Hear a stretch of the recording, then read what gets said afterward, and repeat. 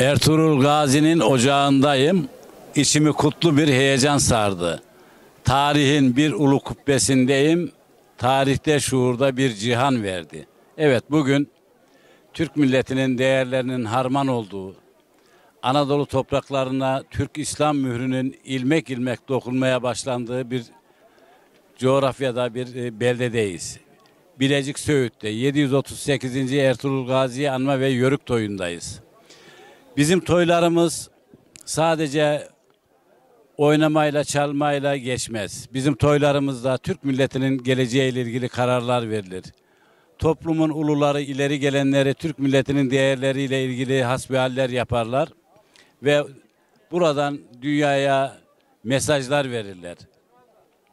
Bugün yaptığımız 738. Ertuğrul Gazi Anma ve Yörük Toyu'nda çok ciddi mesajlar veriyoruz. Anadolu'da yaşayan her insanın kardeşliğini işliyoruz.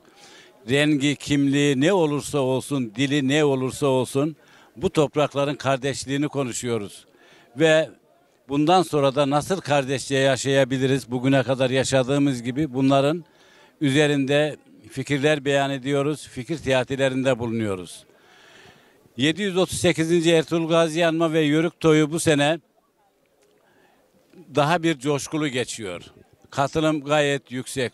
Türkiye'nin dört bucağından insanlarımız kendi imkanlarıyla, kendi değerleriyle katıldılar ve birbirlerinin gönüllerine sıla-i rahim yaptılar. Hasbihaller yapıyoruz, sohbetler yapıyoruz. Söylediğim gibi bir kültür harmanı var bugün burada. Bir kültür harmanının içerisinde bulduk kendimizi. Ben hayırlı olmasını temenni ediyorum. İnşallah bundan sonra da bu toylar yüzyıllarca devam eder. Ama buradan vermek istediğim bir mesaj var. Biliyorsunuz Diyarbakır'da bir ana feryat ediyor. Eşkıya oğlumu dağa götürdü diye. O şanlı anneyi kutluyoruz. O şanlı annenin her şartta, her şekilde yanındayız ve destekliyoruz. Devletimizin de buna duyarlı olacağını umut ediyor. Milletçe de o ananın yanındayız.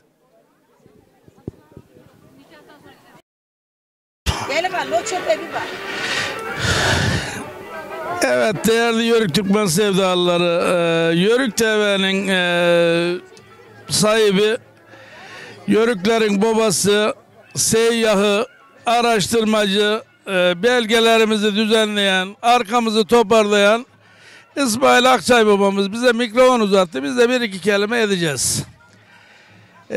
Malum olduğu gibi 738. Söğüt şenliklerindeyiz. Gelmek bir dert, gitmek iki dert. Burada 2 gün konaklamak 3. bir dert. Ha bu yıl düzelecek, ha gelecek yıl düzelecek, ha şöyle olacak, ha böyle olacak diye senelerdir geliyoruz ama hiç de bir şeyin değişmediğini görüyoruz. Bir ay önce telefon açıyoruz kaymakamlığa, vakıfa, diyoruz ki bize 3 kişilik 5 kişilik yer ayır. Geliyoruz, yer yok efendim, yer doldu diyor. Bizden sonra biri geliyor, ben seni götüreyim diyor. Yani bir şey ya vardır ya yoktur. Kim kimin malını kime dağıtıyor, kim ne yapıyor Allah'ın aşkına. Yani kırıla üzüle üzüle artık kopma noktasına geldik. Ata yurdumuzdan böyle giderse bir müddet uzaklaşacağız. Siyasiler bir yerden dert, bunlar bir yerden dert. Malumunuz Yörüklerin içerisinde çok çalışan birkaç tane abi denen, kendine isimler takan, geçmişi araştırıp geçmişten Kırklar Meclisi, Yediler Meclisi, kendilerine meclis atları, bilmem ne atları, Ünvan Dağı'dan yani Kırklar sağırlar birbirine ağırlar misali 7-8 arkadaşımız var. Yörükçülük bunların sırtında. Ne yaparlar, nereye ne ağaç diktiler, dibine varıp da oturan bir kuş dallarda dünedi mi bunu da görmedik. Allah'a şükür benim söyleyecek çok şeyim var ama söylemek istemiyorum.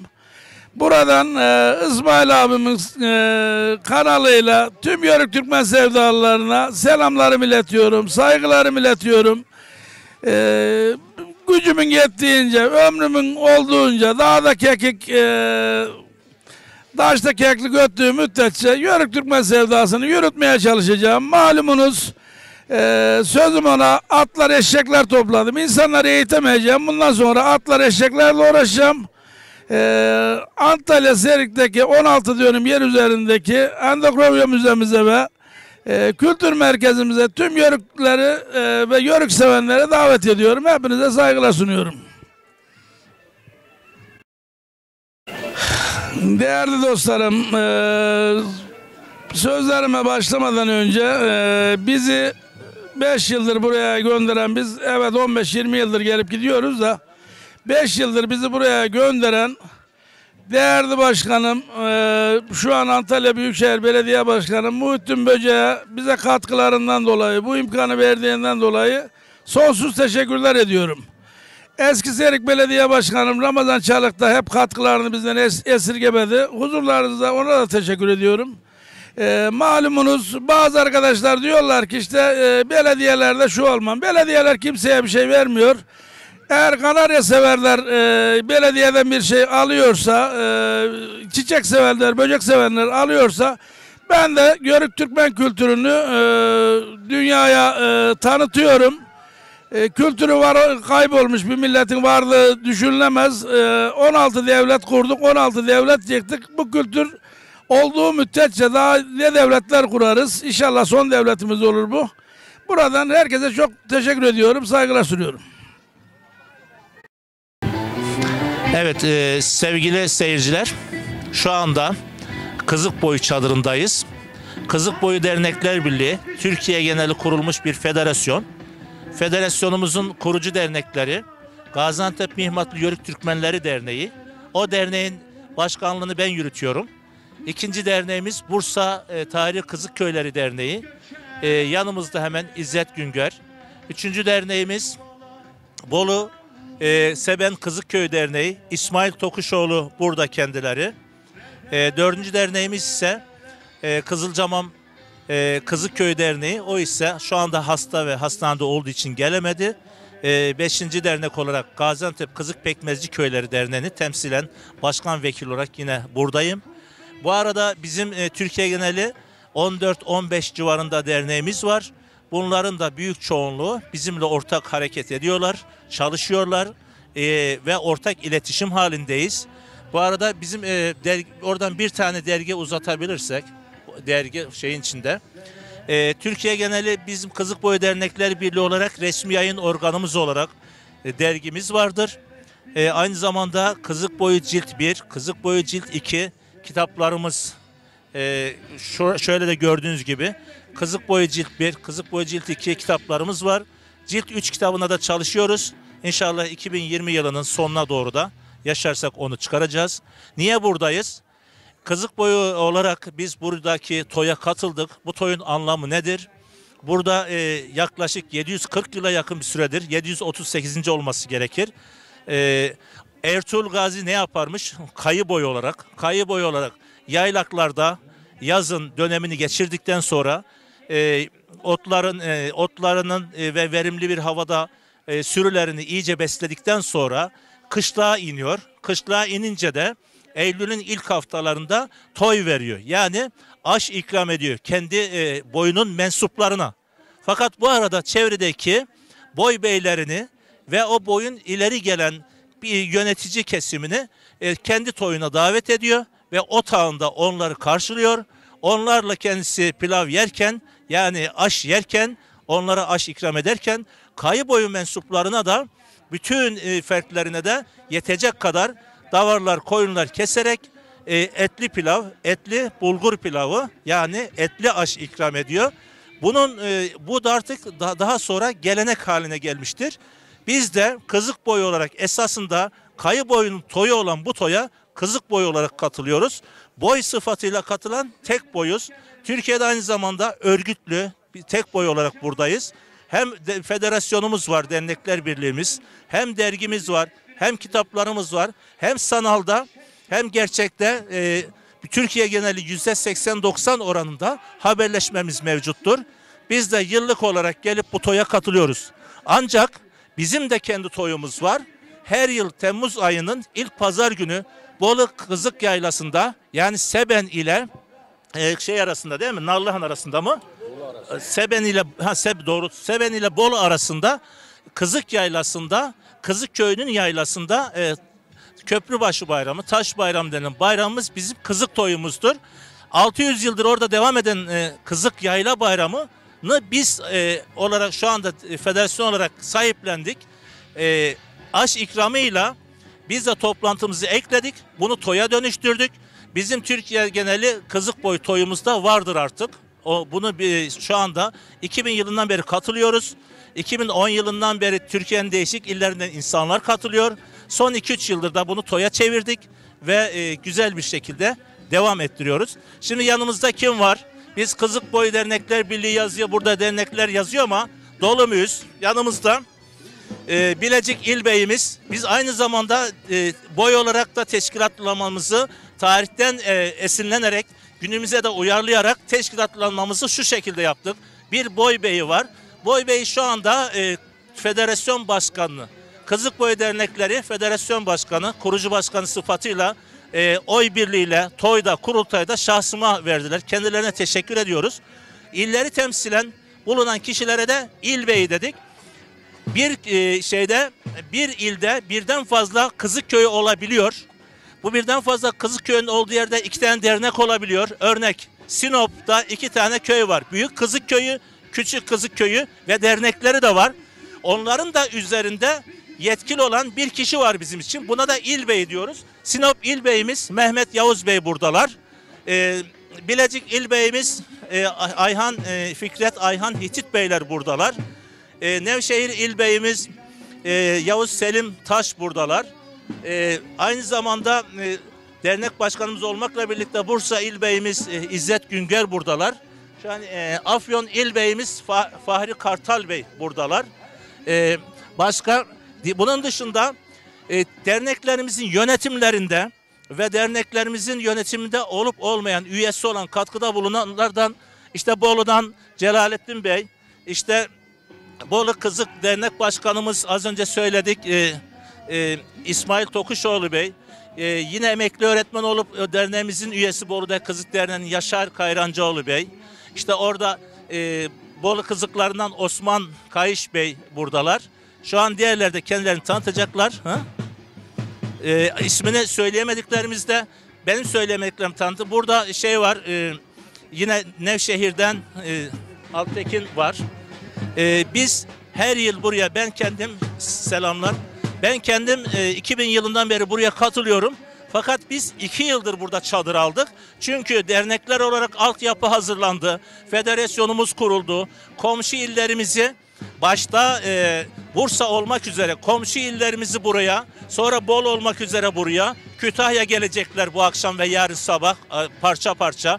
Afyon burada. Bu 4 ilimizi Söğüt şenliği için işin içine çekersek burada süreklilik arz eder dedik. Yani olay kurumsallaşır dedik. Bunu da başardık çok şükür. Bundan sonra kişilere bağlı olmadan kurumsal bir şekilde biz burada çadırımızı alıp yolumuza devam edeceğiz. Her yıl Kayı Boyu'nun Eylül ayındaki toyuna da Kızık Boyu olarak biz katılacağız. Teşekkür ederiz. Şimdi sözü ben Bursa İl Beyimiz, aynı zamanda Bursa'da Kızık Köyleri Derneği Başkanımız İzzet Bey'e veriyorum. Buyurun. Hocama teşekkür ediyorum. Ben İzzet Güngör, Bursa Tarihi Kızıklar Dernek Başkanıyım. Bizim derneğimiz, yani Tarihi Bursa Kızıklar Derneği federasyonun kurucu üyelerindendir. O dönem ben başkan değildim. Sevgili Ertuğrul Sünel, Turgut Ferik, Ahmet Kuş gibi isimler vardı o zaman. Şu anda başkanlığı ben yapıyorum. Bu oluşum için elinden gelen, emeği geçen herkese ben teşekkür ediyorum. Saygılarımı sunuyorum. Kızık Boyu Türkleri Federasyonu Birleştirme Kuruluşu'nun Sinop İl Beyi Mehmet Yavuz, Kızık Boyu Türklerini bir araya toplamak, ilerleyen süreçlerde kaynaşmasını sağlamak, Türk bilincini oluşturmak ve diğer Türk boylarına örnek olarak bu çalışmayı yürütmeye gayret ediyoruz. Nafi hocamızın yıllardır süren yoğun çalışmalarına biz de elimizden geldiğince fayda sağlamaya gayret ediyoruz. Buraya katılışımın 2. yıl dönümü. İlerleyen süreçlerde daha yoğun bir şekilde Türkiye'nin tamamındaki kızıklara ulaşıp boy bilincini, Türk terisini daha ileri boyutlara taşımak adına burada bulunuyorum. Tüm kızıkların bu oluşuma katkı sağlamasını temenni ediyorum. Herkese saygılarımı sunuyorum. Fahri Fevzi Kartal, Afyon Sandıklı Kızıkköy'ündenim. Federasyon olarak bu şekilde Türk töresini yaşatmak adına, Türk'ün kültürünü, manevi varlığını yaşatmak adına faaliyetlerde bulunuyoruz. İnşallah Söğüt Kurultayı'nda olduğu gibi bu birlik beraberliğin Sayın Başkanımızın ifade ettiği üzere Kızık Yayla Bayramı olarak kutladığımız Bolu'da da sürmesini diliyoruz. Tüm Türkiye'deki Türk kültürüne önem veren, Türk'ün varlığını, kültürünü devam ettirmek isteyen tüm gönüldaşlarımıza aynı şekilde Söğüt'e geldikleri gibi Kızık Yayla Bayramı'na gelmeyi de davet ediyoruz. Teşekkür ediyorum.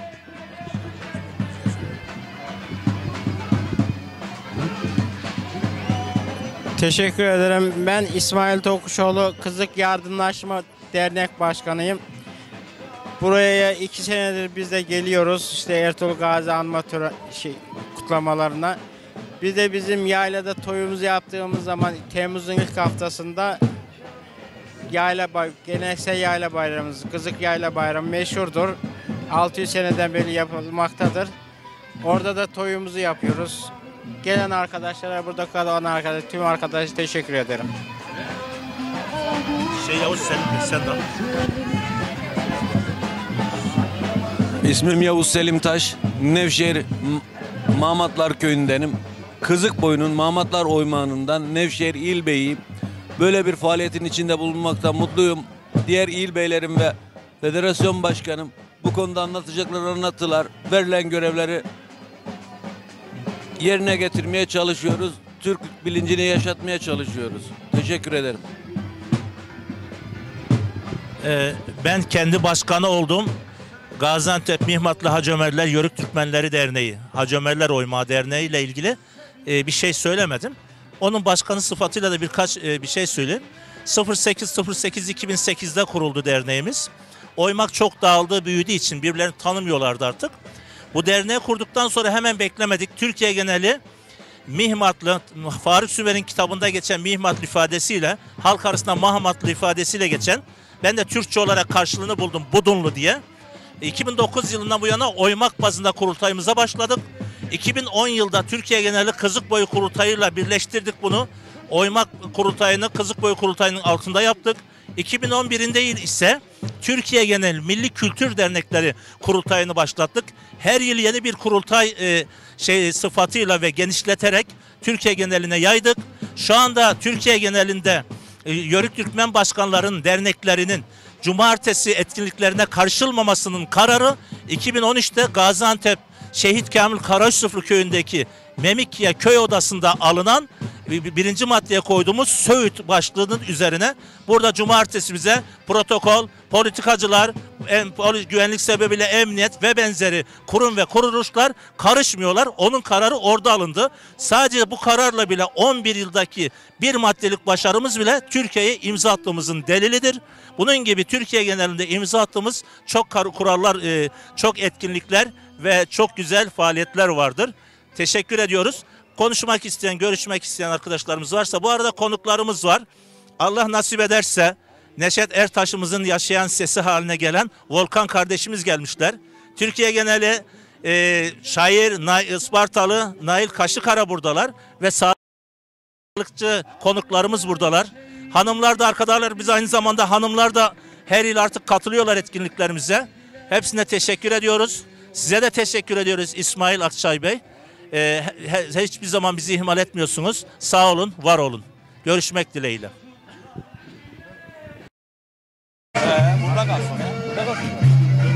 Değerli dostlar, şu anda Kızıkboyu çadırındayız. Söğüt şenliklerimiz hayırlı uğurlu olsun. Bu kültüre emeği geçenlere saygılar, sevgiler olsun.